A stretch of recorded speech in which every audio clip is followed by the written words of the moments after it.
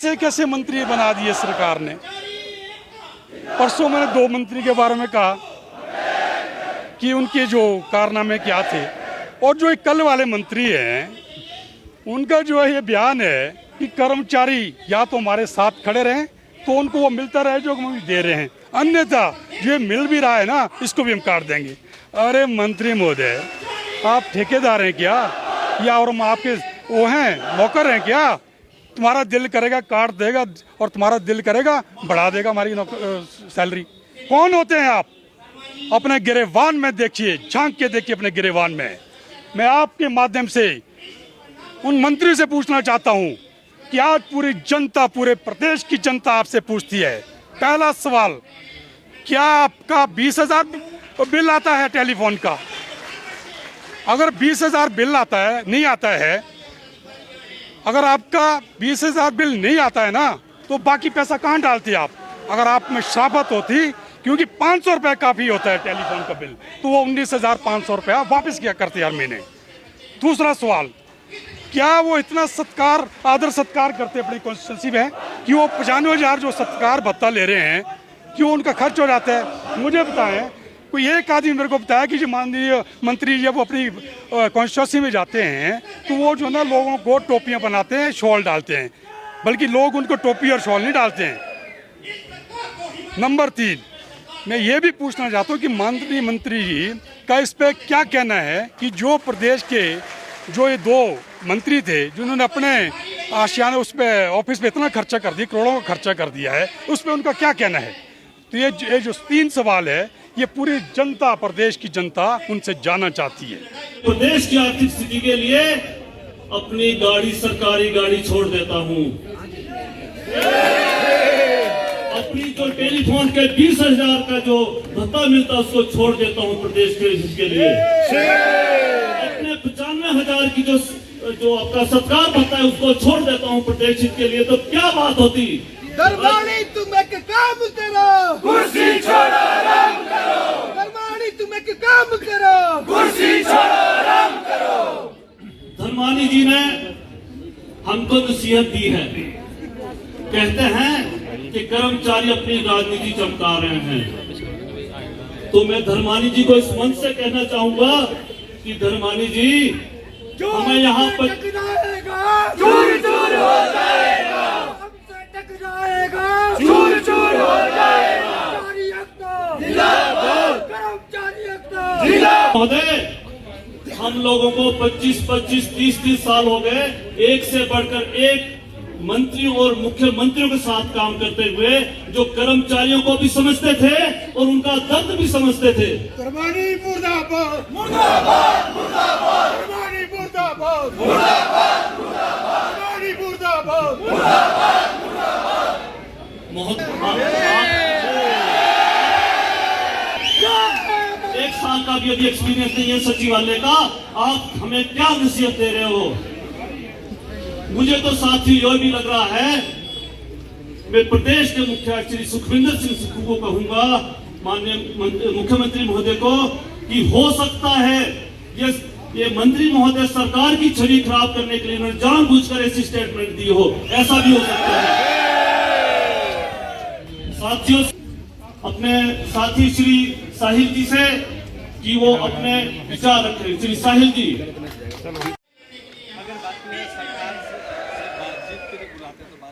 अगला कदम क्या रहेगा? नहीं, बात तो हम तो चाहते हैं बात करें, समाज से बड़े उसका हल होता है, समस्याओं का हल होता है। लेकिन जैसे शायद हो सकता है आज हमारे को बात के लिए बुलाएं, टेबल टॉक के लिए बुलाएं, अगर माननीय मुख्यमंत्री का स्वास्थ्य ठीक होता है तो हम जाएंगे। लेकिन जो ये मांग है हमारी डीए की और पे स्केल एरियर की, वो तो हम लेके रहेंगे। मतलब डीए तो ये है साहब, मैंने कहा था आपको कि डीए क्यों ज़रूरी होता है, क्योंकि ये तो हमने कमाया है। ये जो ड्यू है हमारा वो 1/1/2023 से है, ये तो हमारा हक है, हम इनसे करात नहीं मांग रहे इसके लिए। अब मैं आपके माध्यम से कहना चाहता हूँ, साथियों, अगर आपने कहीं कमाया हो, किसी से आपने लेना हो, अपनी कमाई ले, क्या करेंगे आप? आवाज़ उठाएंगे ना, तो वही आवाज़ हम उठा रहे हैं। संजीव जी, आपसे मैं ये जानना चाहूँगा, लगातार आप गेट मीटिंग प्रदर्शन कर रहे हैं, मीडिया में जा रहे हैं, सर क्या निकला इससे? कुछ अभी तक निष्कर्ष क्या निकला? नहीं, अभी निष्कर्ष कुछ नहीं निकला है। एक एक करके ये प्रदेश सरकार के जो मंत्री बैठे हैं ना, इनकी पोल खुली जा रही है। पूरे प्रदेश की जनता को इनके कारनामों का पता चल रहा है कि टेलीफोन के लिए भी 20-20 हज़ार महीना का लेते हैं, जो 500 से ज़्यादा नहीं होता है। पूरे प्रदेश के लिए इनके पास पैसा नहीं है, प्रदेश की जनता के लिए पैसा नहीं है, विकास के लिए पैसा नहीं है, इसके लिए इनके पास पैसा है। हवाला दे रहे कि जिस तरह से त्रासदी यहाँ आई है और प्रदेश में जिस तरह से जो है वो संकट गरमाया है, उसका हवाला दे रहे कि अभी पैसा नहीं है, जैसे पैसा आएगा तो दे दिया जाए। मैंने कहा ना आपको कि भाई एक एक करके जो है इनके पोल खुलेंगी। त्रासदी की बात की ना आपने, डिजास्टर के लिए मैं आपके चैनल के माध्यम से कह देना चाहता हूँ, कभी आपको पता नहीं होगा, 2023 में डिजास्टर का इन्होंने 114 करोड़ लैप्स कर दिया है। 114 करोड़ जो लोगों को जाना था, लोगों को बंटना था, वो लैप्स कर दिया। किसकी ये वो है, किसकी नालायकी है? यहाँ के ब्यूरोक्रेट्स की नालायकी है। वो पैसा नहीं खर्च कर पाए भाई, 114 करोड़ रुपया लैप्स हुआ है। क्या आपको लगता है क्यों?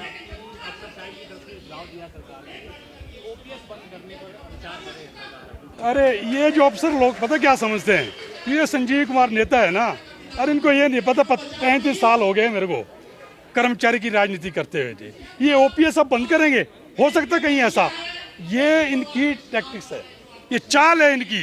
तो मैं अपने आपके माध्यम से आपके चैनलों के माध्यम से कह जाता हूँ, अब कहीं होता है ऐसा, हाँ जी हम आपको ओपीएस देंगे, लोग आपको वोट देंगे, ओपीएस हो गई, अब आपने सरकार बन गई, अब हम ओपीएस को जो वापस एनपीएस करेंगे, हो सकता है कभी ऐसा।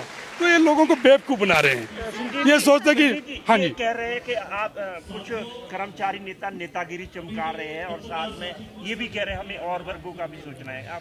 आप बोलो क्या नेतागिरी चमकाई संजीव कुमार ने? अब संजीव कुमार को लोग लाइक कर रहे हैं, पूरे प्रदेश से लाइक कर रहे हैं। मेरा जो इससे पहले आज तक से, इससे पहले मतलब इस प्रकरण से पहले मेरा एक वीडियो वायरल हुआ था, उसमें 5 लाख लाइक्स आए थे।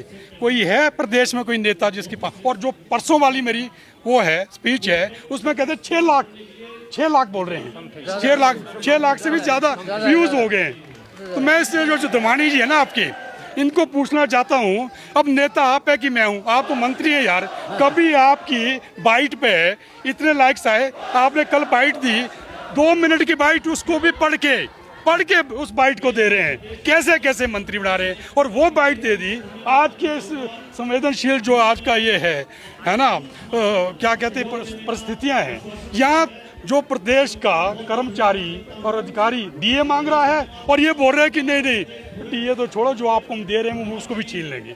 अरे ये तो सरकार गिराने की बात कर रहा है। मुझे लगता है माननीय मुख्यमंत्री महोदय, ये आपका मंत्री है ना, सबसे पहले आपकी सरकार गिराने की साजिश रच रहा है, तभी उसने एक गैर जिम्मेदाराना इन्होंने अपना बयान दिया है। आपके साथ में अनुबंध कर लिया है।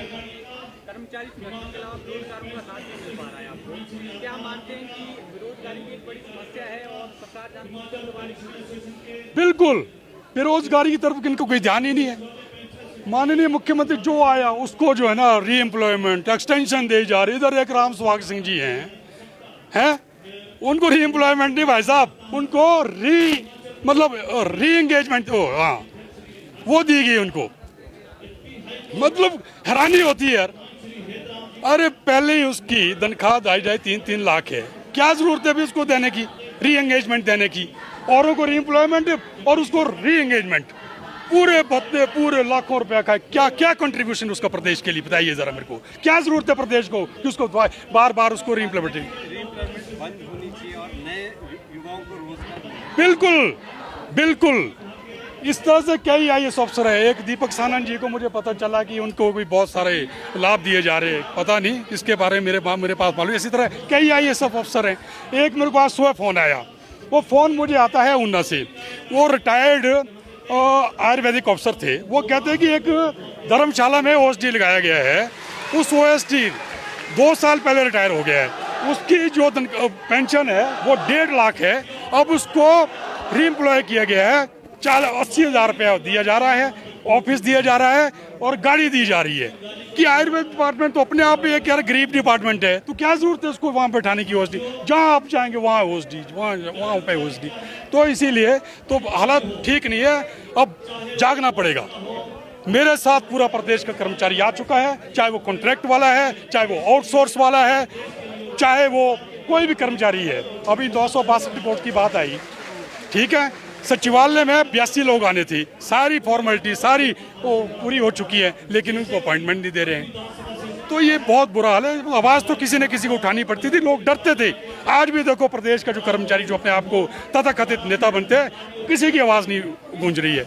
और मुझे पूरे प्रदेश के कर्मचारियों के फ़ोन आ रहे हैं, वरना ये मेरा काम हमारा नहीं होता था।